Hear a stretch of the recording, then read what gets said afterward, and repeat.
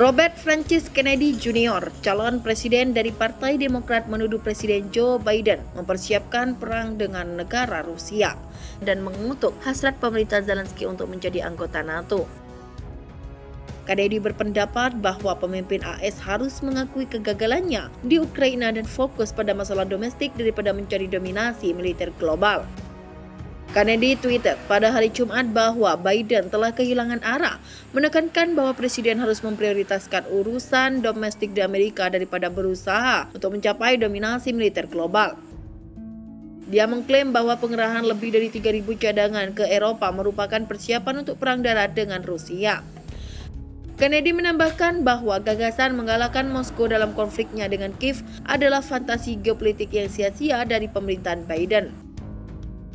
Menurutnya, ratusan ribu pemuda Ukraina telah meninggal karena kebijakan luar negeri Biden dengan memanipulasi negara mereka ke dalam perang untuk memenuhi fantasi geopolitik yang sia-sia. Sekarang alih-alih mengakui kegagalan, pemerintah Biden bersiap untuk mengorbankan nyawa orang Amerika juga. Pada hari Kamis, Presiden Biden menandatangani perintah eksekutif untuk memobilisasi lebih dari 3.000 anggota cadangan militer AS dengan tujuan memperkuat operasi penyelesaian Atlantik di Eropa. Operasi ini diluncurkan pada tahun 2014 setelah krisis di Ukraina dan aneksasi Crimea oleh Rusia. Langkah ini bertujuan untuk menguatkan komitmen AS dalam mempertahankan sayap timur NATO. Meskipun demikian, juru bicara Komando Eropa AS EUCOM Kapten Bill Speak menegaskan bahwa pengerahan pasukan cadangan tersebut tidak akan mengubah tingkat postur kekuatan AS yang ada di Eropa saat ini. Mantan Presiden Donald Trump, seorang kandidat presiden utama dari Partai Republik, mengkritik keputusan Biden untuk mengirim lebih banyak pasukan Amerika ke Eropa, menyebutnya sebagai eskalasi sembrono di Ukraina yang mendorong militer AS ke jurang bencana. Trump mengulangi klaim sebelumnya bahwa jika dia terpilih kembali sebagai presiden, dia akan menyelesaikan konflik di Ukraina dalam waktu 24 jam, dengan penekanan pada keinginan untuk perdamaian dan menghindari pengiriman tentara Amerika untuk mati di Eropa Timur. Kandidat presiden dari Partai Republik lainnya, Vivek Ramaswamy, mengungkapkan keprihatinannya atas kurangnya liputan media terkait berita presiden tersebut. Dia merasa sangat mengganggu bahwa sebagian besar media AS mengabaikan isu ini dan meminta jawaban mengenai tujuan operasi dan tujuan pasukan yang dikerahkan. Singkatnya, Kennedy menuduh Biden mempersiapkan perang dengan Rusia dengan mengerahkan cadangan ke Eropa. Sementara Trump dan Ramaswamy mengkritik keputusan tersebut dan menyerukan fokus pada masalah domestik dan perdamaian. Terkait konflik Ukraina, Kennedy menyebut Biden telah melakukan manipulasi dalam kebijakan luar negerinya agar krisis di Ukraina semakin meluas. Kennedy lantas mengecam Biden yang melakukan pengalihan isu saat ekonomi AS sedang berantakan dengan terus membohongi rakyat AS soal konflik Ukraina demi menegakkan demokrasi. Saat ini kota-kota dan infrastruktur AS berantakan, kelas menengah banyak kehilangan pendapatan, kejahatan melonjak, penyakit kronis ini sedang merajalela. AS harus bisa menyembuhkan semua penyakit ini dengan menolak menuangkan sumber daya kita ke dalam petualangan Biden, tegas Kennedy seperti dilansir dari Sputnik News. Tidak hanya itu, Kennedy juga mengecam keputusan Biden untuk mengirimkan munisi tandan ke Kiev. Keputusan ini bukan pertama kalinya bagi AS mengirimkan bom tandan bagi militer asing. Sebelumnya pada 1999 di era Bill Clinton, AS juga mengirimkan bom tanda bagi pasukan NATO untuk menggempur Serbia dalam rangka penegakan demokrasi di Balkan. Pengiriman bom tandan itu menyebabkan korban sipil massal di Serbia. Kennedy menyalahkan negaranya atas perang Rusia-Ukraina selama 16 bulan terakhir.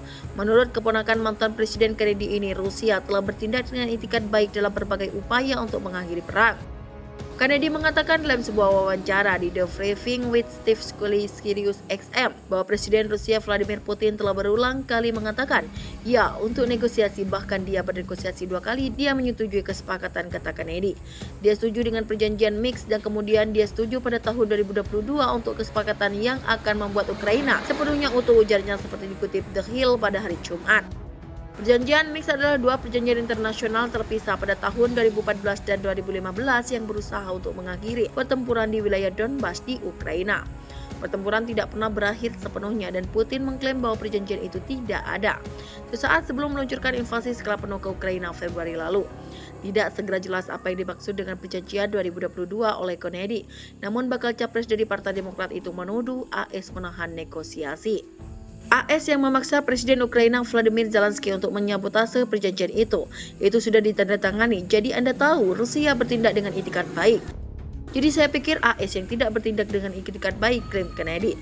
Kennedy sebelumnya telah mengkritik keterlibatan Amerika dalam perang di Ukraina, menyatakan dalam sebuah acara The New Hampshire pada hari Selasa bahwa konflik tersebut adalah menciptakan mentalitas tanpa henti dari dominasi asing di pihak AS. Menurut ABC News, Kennedy membenci invasi brutal dan berdarah Rusia ke negara itu, tetapi dirinya meminta harus memahami bahwa pemerintah AS juga telah berkontribusi pada keadaannya melalui provokasi yang disengaja berulang kali terhadap Rusia sejak tahun 1990-an. Ambisi militer Ukraina untuk menduduki kota Bakhmut, Republik Rakyat Donetsk, kembali menemui jalan buntu. Upaya mendobrak garis pertahanan pasukan Rusia di wilayah tersebut kembali gagal. Kegagalan militer Ukraina berawal dari keberhasilan pengintaian yang dilakukan oleh kelompok pasukan selatan Angkatan Bersenjata Federasi Rusia atau FRF saat melakukan observasi pasukan pengintai militer yang menemukan sejumlah personil Angkatan Bersenjata Ukraina yang diyakini adalah anggota kompi tempur ke-711 detesmen perbatasan Ukraina. Kabar ini diungkap langsung oleh juru bicara kelompok pasukan selatan Kolonel Vadim Astafyev yang menyatakan konvoi militer Ukraina memasuki daerah Klevska, 9 km dari Bakhmut. Sebuah unit pengintaian dari pasukan khusus dari kelompok pasukan selatan membuka upaya untuk maju ke arah Klevska. Teridentifikasi sebab kelompok musuh dari konvoi penyerang 771 dari detesmen perbatasan Ukraina ucap Astafyev dilansir dari kantor Rusia RIA Novosti. Tak sendirian pasukan Ukraina ternyata dikawal oleh pesawat tempur dari wilayah udara. Segera pasukan Rusia melaporkan lapangan kepada komando pusat untuk melakukan langkah pencegahan.